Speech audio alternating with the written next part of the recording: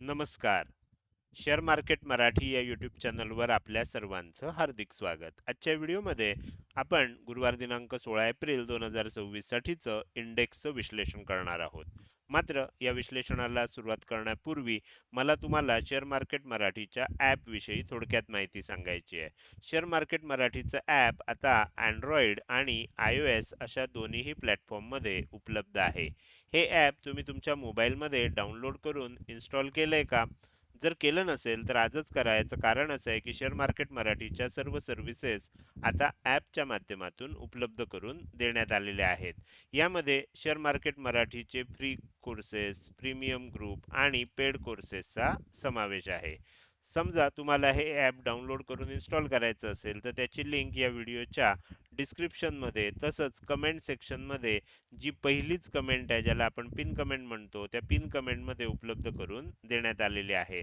त्यामुळे ह्या दोनपैकी कोणत्याही एका ठिकाणी जाऊन तुम्ही हे ॲप डाउनलोड करून इन्स्टॉल करू शकता. हे झालं शेअर मार्केट मराठीच्या ॲप विषयी थोडक्यात माहिती. आता आपण आपल्या मूळ विषयाकडे परत येऊया आणि आज बुधवारी इंडेक्समध्ये कशा प्रकारे मूव्हमेंट झाली आणि उद्या गुरुवारी कशा प्रकारे होऊ शकते याचं विश्लेषण करण्यासाठी डायरेक्टली जाऊया चार्टवर. आणि इथे मी निफ्टी 50चा 15 मिनिटाच्या टाइम फ्रेम मधला चार्ट ओपन करतोय. आपण आजच्यासाठी जे विश्लेषण केलं होतं त्यामध्ये मी वरच्या बाजूला ही लेवल दिली होती 24,075 च्या आसपास, खालच्या बाजूला ही लेवल दिली होती 23,815 च्या आसपास आणि सांगितलं होतं की जर ह्याच्या खाली जायला लागलं तर मार्केटमध्ये पुन्हा एकदा सेलिंग येऊ शकतं. जर ह्याच्या वर टिकलं तर मग मार्केटमध्ये पुन्हा एकदा तेजी बघायला मिळू शकते. आणि हेही सांगितलं होतं की हा जो झोन आहे म्हणजे ह्या दोन लेवलनी मिळून तयार झालेला जो एरिया आहे हा आपल्याला रेझिस्टन्स झोन म्हणून काम करणार. जेव्हा कधी किंमत एखाद्या झोनच्या खाली असते तेव्हा तो झोन रेझिस्टन्स झोन असतो. जेव्हा किंमत वर जाते तेव्हा हा झोन सपोर्ट झोन म्हणून काम करतो. तर त्यामुळे आता हा झोन सपोर्ट झोन म्हणून आपल्याला काम करायला लागलाय. त्याचबरोबर मी तुम्हाला जे आपले प्रीमियम ग्रुपचे सदस्य आहेत, पेड कोर्सचे सदस्य आहेत किंवा ज्यांनी यूट्यूब चॅनल मेंबरशिप घेतली आहे त्यांना मी ओपन झाल्या झाल्याच सांगितलं होतं की आजचं प्राइस ऍक्शन समजून घ्यायची असेल तर तुम्हाला 8 तारखेची प्राइस ऍक्शन समजून घ्यायला लागेल. 8 तारखेला 8 एप्रिलला काय झालं होतं असंच एक मोठं गॅप अप ओपनिंग आपल्याला बघायला मिळालं होतं आणि त्या दिवशी आपण काय बघितलं होतं की इथे एक ट्रायंगल पॅटर्न तयार झालेला बघू शकता. हा सिमेट्रिकल ट्रायंगल पॅटर्न होता, अशा पद्धतीनं तयार झाला होता आणि ज्या दिवशी आपल्याला हे संपूर्ण दिवस संपला त्यानंतर मी सांगितलं होतं की आता हा ट्रायंगल पॅटर्न तयार झालाय, ह्या ट्रायंगल पॅटर्न मध्ये आता जागा शिल्लक नाही आहे. त्यामुळे दुसऱ्या दिवशी 9 तारखेला आपल्याला एक तर वरच्या दिशेनं किंवा एक तर खालच्या दिशेनं आपल्याला ब्रेकआउट येऊ शकतं आणि एक मोठी मूव्हमेंट होऊ शकते. दुसऱ्या दिवशी 9 तारखेला काय झालं, गॅप डाऊन ओपनिंग झालं, लेवल टेस्ट करायला वर गेलं, त्यानंतर एक चांगलं सेलिंग आपल्याला बघायला मिळालं, एक छोटा बाउन्स आला, पुन्हा एकदा चांगलं सेलिंग बघायला मिळालं. म्हणजे आपल्याला ह्या ट्रायंगल पॅटर्न नंतर खूप मोठी मूव्हमेंट खालच्या दिशेनं बघायला मिळाली. अर्थात ज्या दिशेनं ब्रेकआउट येईल त्या दिशेनं ही मूव्हमेंट होणार होती, त्यामुळे ती मूव्हमेंट आपल्याला खालच्या दिशेनं बघायला मिळाली. हे झालं 8 तारखेला काय झालं. मुद्दाम मी हा रेफरन्स का सांगतोय, कारण सकाळीच मी तुम्हाला सांगितलं होतं की आजची प्राइस ऍक्शन समजून घ्यायची असेल तर तुम्हाला 8 तारखेची प्राइस ऍक्शन लक्षात ठेवायला लागणार. आता आपण काय करूया, इथे मी तुम्हाला आता काय झालंय ते दाखवायचा प्रयत्न करतोय. तुम्ही जर इथे बघितलं, आपण इथे थोडंसं येस ह्या ठिकाणी जर बघितलं तर ह्या पद्धतीनं आपल्याला एक ट्रेंड लाईन काढू शकतो आपण. दुसरी ट्रेंड लाईन जर काढायची असेल तर ती साधारणपणे आपण ह्या पद्धतीनं काढू शकतो. तुमच्या लक्षात येईल की आज सुद्धा एक ट्रायंगल पॅटर्न आपल्याला तयार झालेला दिसतोय आणि आता इथे सुद्धा बघितलं तर खूप जास्त जागा शिल्लक नाहीये ह्या ट्रायंगल पॅटर्न मध्ये. म्हणजे आता काय होऊ शकतं, गुरुवारी म्हणजे उद्या 16 तारखेला एकतर ओपनिंग झाल्यानंतर लगेच किंवा थोड्या वेळानं आपल्याला वरच्या दिशेनं किंवा खालच्या दिशेनं एक मोठी मुवमेंट होण्याची आता शक्यता आहे. ज्या दिवशी गॅप अप ओपन होतं त्या दिवशी आपल्याला सहसा अशा प्रकारची मुवमेंट बघायला मिळते. त्या दिवशी आपल्याला खूप मोठी मुवमेंट एका दिशेनं बघायला मिळत नाही. त्याच्यासाठी आपल्याला एक दिवस थांबावं लागतं. अशा वेळेला वाट बघणं योग्य असतं. दुसऱ्या दिवशी आपल्याला अतिशय चांगला ट्रेड मिळू शकतो, पण त्याच्यासाठी आपल्याला दुसऱ्या दिवशीची प्राइस ऍक्शन कशी होईल हे लक्षात आलं पाहिजे. ह्यासाठी मी 8 तारखेची प्राइस ऍक्शन दाखवली. आता एक्झॅक्टली तसंच होईल का, डायरेक्ट इथे सेलिंग होईल का, असेच मुवमेंट होईल का, सांगता येणार नाही. जर वरच्या दिशेनं मुवमेंट झाली तर कदाचित अशी मुवमेंट होऊ शकते, तर अशा प्रकारची मुवमेंट होऊ शकते. खालच्या दिशेनं झाली तर अशा प्रकारची होऊ शकते. जेव्हा आपल्याला ह्या एरियामधनं ब्रेकआउट मिळेल त्यानंतर एक मोठी मुवमेंट आपल्याला बघायला मिळू शकते. तर हे आता तुमच्या लक्षात आलं असेल, म्हणून मी मुद्दाम 8 तारखेचं आणि आजचं जे साम्य आहे ते दाखवायचा प्रयत्न केलाय.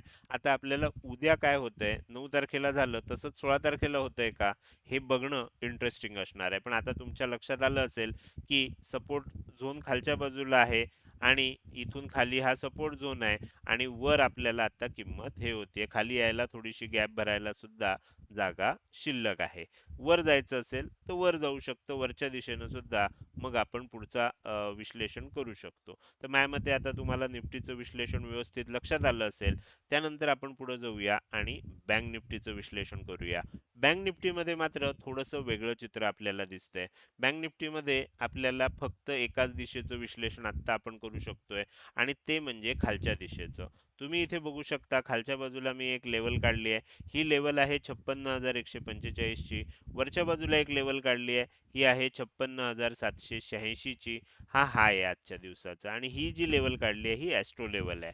आता आज तुम्ही बघू शकता ही ॲस्ट्रो लेवल असल्यामुळे ह्या लेवलचा सपोर्ट घेतला गेला. उद्या जर काही कारणामुळे ही लेवल ब्रेक झाली तर किंमत ह्याच्या खाली टिकू शकते, याच्या खाली आणखीन घसरू शकते आणि आपल्याला किंमत खाली जाताना बघायला मिळू शकते. तर बँक निफ्टीमध्ये बघितलं तर आपल्याला चित्र असं दिसतंय की सेलिंग होऊ शकतं उद्या आणि मग जर बँक निफ्टीमध्ये सेलिंग होणार असेल तर निफ्टीमध्ये सुद्धा सेलिंग होण्याची शक्यता आहे. मात्र जर निफ्टीनं म्हणजे थोडक्यात आपल्याला मी पूर्वीचं माझं एक फेमस वाक्य होतं, अनेक जण त्याची कायम आठवण काढतात. तर ते वाक्य असं होतं की उद्यासाठी आपल्याला बघायचं आहे की निफ्टी बँक निफ्टीला घेऊन वर जाते का बँक निफ्टी निफ्टीला घेऊन खाली येते.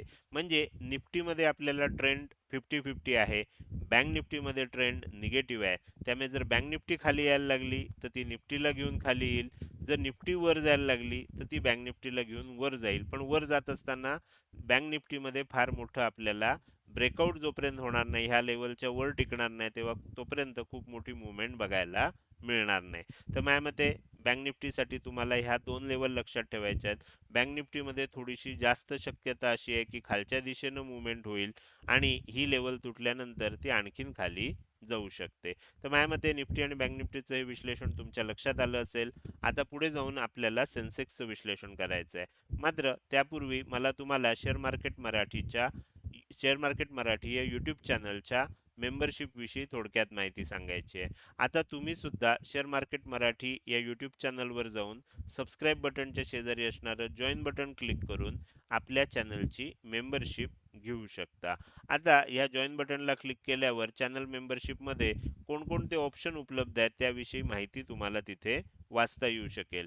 पहिला ऑप्शन आहे ब्रॉन्झ मेंबर, दुसरा ऑप्शन आहे सिल्वर मेंबर, तिसरा ऑप्शन आहे गोल्ड मेंबर आणि चौथा ऑप्शन आहे प्लॅटिनम मेंबर. जसं मी रोजच्या व्हिडिओमध्ये सांगतो की सध्या आपण हे दोन पहिले ऑप्शन अजून चालू केलेले नाही आहेत, त्यामुळे ह्याची मेंबरशिप घेऊ नका. जर मेंबरशिप घ्यायची असेल तर कमीत कमी गोल्ड मेंबरशिप घ्या आणि त्यापेक्षा चांगली घ्यायची असेल तर प्लॅटिनम मेंबरशिप घ्या. प्रत्येक मेंबरशिप मध्ये काय काय आपल्याला फॅसिलिटीज आहेत हे तुम्हाला तिथे वाचायला मिळू शकेल. आता ह्याच सोबत जर तुम्ही आपल्या कडून म्हणजे शेअर मार्केट मराठी कडून यापूर्वी कुठलाही पेड कोर्स विकत घेतला असेल किंवा प्रीमियम ग्रुप मेंबर असाल तुम्ही, तर तुम्हाला ह्या मेंबरशिप आता लगेच घेण्याची गरज नाही. कारण सर्व पेड कोर्सचे जे सदस्य आहेत, जुने सर्व सदस्य आणि प्रीमियम ग्रुपचे सर्व सदस्य यांना ॲस्ट्रो मार्केट अपडेट सध्या म्हणजे जे गोल्ड मेंबरला अपडेट दिले जातात तेच अपडेट ह्या सर्वांना सुद्धा दिले जात आहेत. त्यामुळे तुम्हाला नव्यानं पुन्हा एकदा मेंबरशिप घेण्याची आवश्यकता नाहीये. ह्यापेक्षा जास्त माहिती जर तुम्हाला हवी असेल, तर तुम्ही माझ्याशी WhatsApp मेसेजच्या साहाय्यानं संपर्क साधू शकता. माझा WhatsApp नंबर तुम्हाला इथे दिलाय आणि ह्या नंबरवर केवळ WhatsApp मेसेजद्वारे संपर्क साधा. कॉल करायचा प्रयत्न करू नका. साधा कॉल, WhatsApp कॉल, कसलाही कॉल करू नका. या नंबरवर कॉल स्वीकारले जात नाहीत. फक्त मेसेजद्वारे तुम्ही ह्याच्याशी संपर्क साधू शकता आणि तिथे तुम्ही आपल्या YouTube चॅनल मेंबरशिप विषयी अधिक माहिती विचारू शकता. तर हे झालं आपल्या YouTube चॅनल मेंबरशिप विषयी अधिक माहिती. आता आपण पुन्हा आपल्या मूळ विषयाकडे परत येऊया आणि पुन्हा एकदा सेन्सेक्सचं विश्लेषण करायला सुरुवात करूया. आता सेन्सेक्स मध्ये सुद्धा जसं निफ्टी मध्ये झालंय, सेन्सेक्स मध्ये सुद्धा त्याच पद्धतीनं सर्व गोष्टी झाल्यात. त्यामुळे मी आता सेन्सेक्सचा हा जो चार्ट आहे तो तुम्हाला डायरेक्टली झूम करून दाखवतो, म्हणजे तुमच्या लक्षात येऊ शकेल. तर ह्या चार्ट मध्ये आपल्याला लक्षात येते की इथे आपल्याला एक ट्रायंगल पॅटर्न तयार झालाय आणि ह्या ट्रायंगल पॅटर्न मध्ये, मात्र ह्या ट्रायंगल पॅटर्न मध्ये बघितलं तर अजून थोडी जागा शिल्लक आहे. म्हणजे तीनही इंडेक्स मिळून आपल्याला वेगवेगळे संकेत देत आहेत.